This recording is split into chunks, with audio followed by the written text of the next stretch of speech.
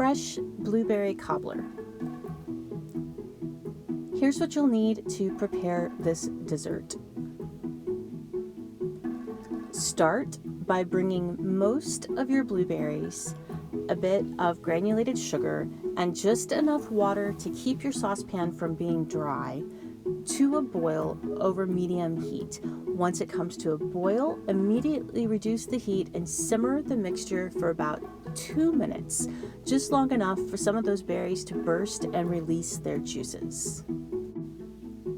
Remove the saucepan from the heat and add the zest from half a lemon and the remaining blueberries.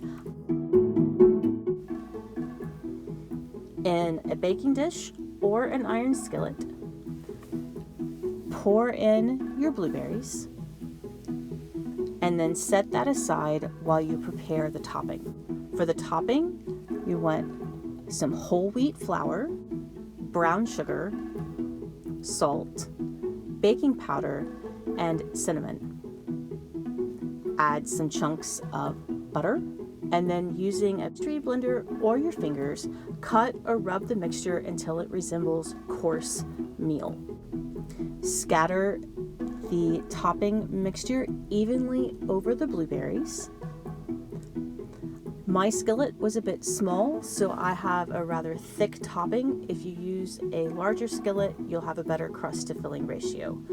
Bake for 25 minutes at 350 degrees or until the filling is bubbly and the topping is golden. Let it cool slightly and then serve. This is delicious served at any temperature and outright phenomenal with a scoop of vanilla ice cream. I hope you enjoyed this video. For the complete recipe, please visit us at arkansasonline.com/cooking.